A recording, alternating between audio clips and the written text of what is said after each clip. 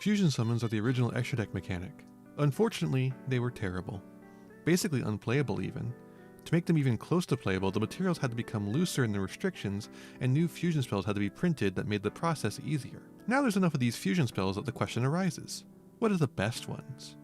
But I don't care about that, so instead I'm going to tell you which ones are my favorite. Let's run down my Mellow top 10 favorite fusion spells while you take a nap or get some work done or whatever it is you do here. Honorable mention, Super Polymerization. The most powerful polymerization, Super Poly. I don't want to put this on the list proper because it's a huge blowout card and probably needs to be banned, but I also can't leave it off the list since it's my soul card. I can't even count the number of times I've asked for Super Poly off the top of my deck and then drawn exactly that. In fact, several of those incidents were right here on this very channel. I know it happened numerous times in Master Quest, and it won me the game every time. I'm just crazy with it, what can I say? With that, and the massive part that Super Poly plays in the third season of GX by fusing yugioh and Jaden together, how could I possibly leave Super Poly off this list, even if it does need to be banned? Number 10. Ground Xeno.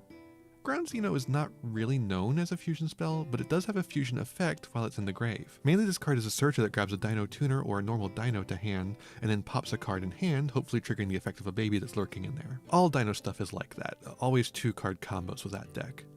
This card is made to grab Xeno Meteorus, which can then summon itself when a card is popped.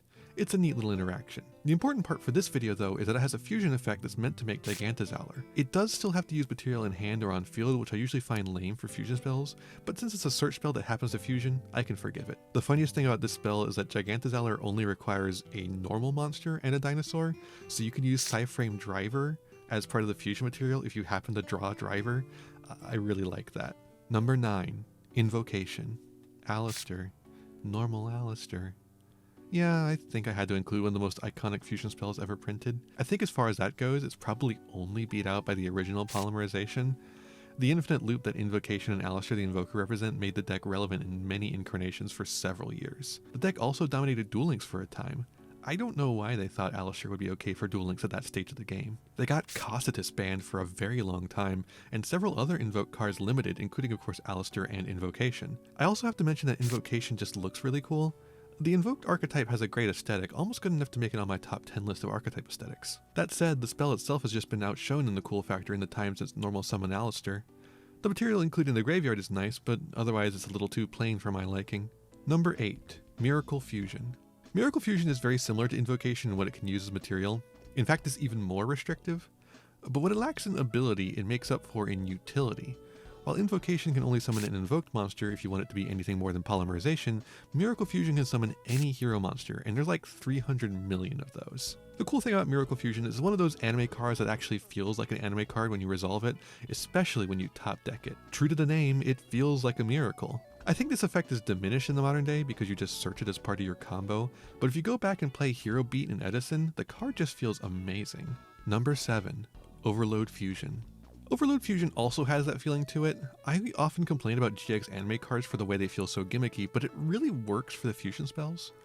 Nothing feels better than banishing a million machines from the graveyard to summon the biggest Chimera Tech you've ever seen. Then of course you have the more modern idea of making a Chimera Tech Rampage Dragon to OTK like it was common in Duel Links. Honestly, reminding myself of the Duel Links Cyber Dragon OTK deck makes me want to take this card off the list, but it's too late for that now, I think. It was the skill that made the deck stupid powerful anyways. It's still a cool card to play regardless. Number 6. Ghost Fusion. I love Halloween! The Ghost Fusion archetype, despite being modern cards, has a very classic Yu-Gi-Oh look.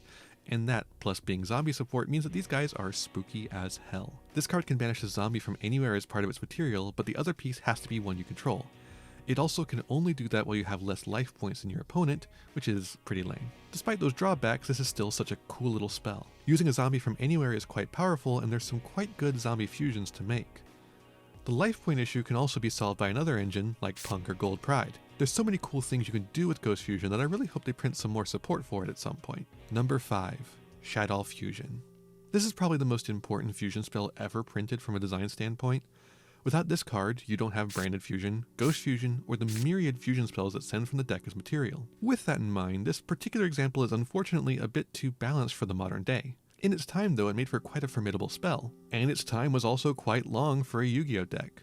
Shadow has a more illustrious career than even its longtime partner, Invoked. In all that time, it made opponents afraid to summon monsters from the extra deck. Construct would make short work of it, and Window would slow the flow of any responses they can muster.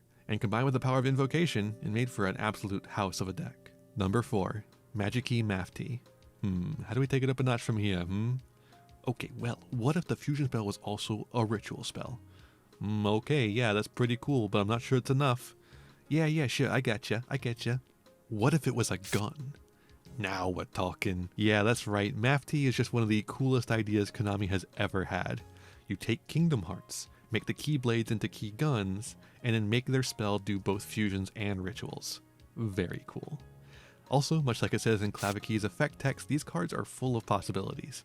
You could do just about anything with the Magic-y cards, which suits them quite well in my eyes. Just watch out for hand traps though. In the meanwhile, ritual and fusion summon to your Kingdom Hearts content. Number 3, Instant Fusion.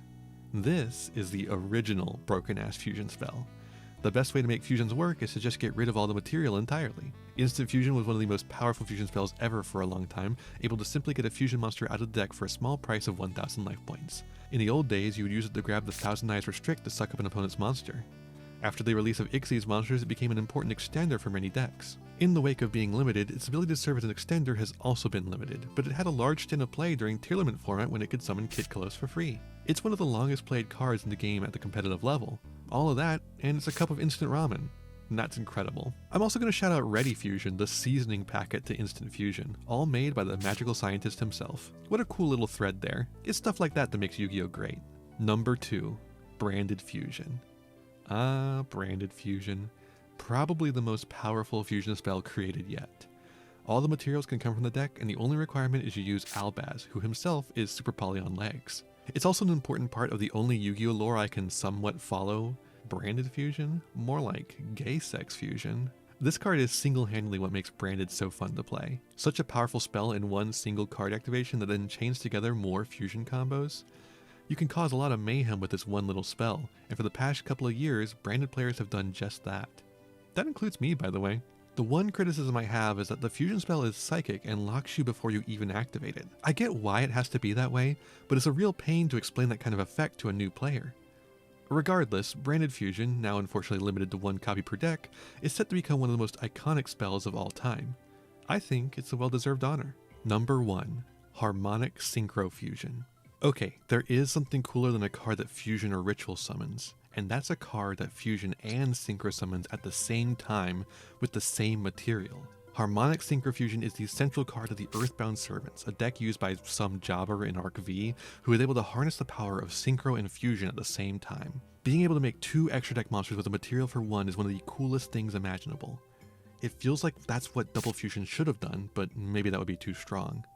Even then, Harmonic Synchro Fusion would still be cooler in my mind because it blends 2 extra deck mechanics in 1 card activation. Before Barone was banned, this card made for some very impressive endboards for the Earthbound Servant deck, and afterwards, I still think it's pretty good. I really feel like the main thing holding that deck back is consistency. It's a shame they never printed more consistency tools for it, and now with Barone gone, we just had to settle with Changying. Regardless, I'm going to be thinking about Harmonic Synchro Fusion for a long time to come, always working to make it playable. I don't even mind the lock on it.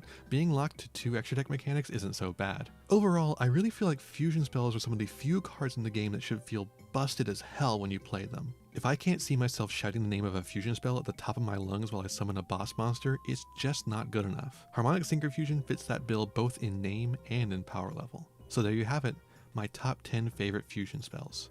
What do you think of all these choices? What would you include in your top 10? Let me know down below, rest well, and I'll see you in the next one. Good night. Hey there, thanks for watching. I hope you enjoyed this video. I got a lot more for you if you want them. Just hit that subscribe button and ring the bell to get notifications. I'd also appreciate if you left me a like and a comment and maybe shared the video around with your friends. You can also follow me on all the usual social media sites. Just check out my website in the description below for more info. My videos are funded by my patrons and YouTube members, whose names you'll see scrolling by in these credits here. For just $1 a month, you too can find yourself trapped here in my end screen for all eternity. In particular, I'd like to thank Haru Hayes, Fleekill, Frog Prince Michael, Jeremy Coatney, and Darkwing Rame. A big thanks to all my other patrons and to my little community as a whole. Remember to be kind to yourselves, be kind to others, and have a wonderful whatever time it is for you. Bye-bye. Sleep well.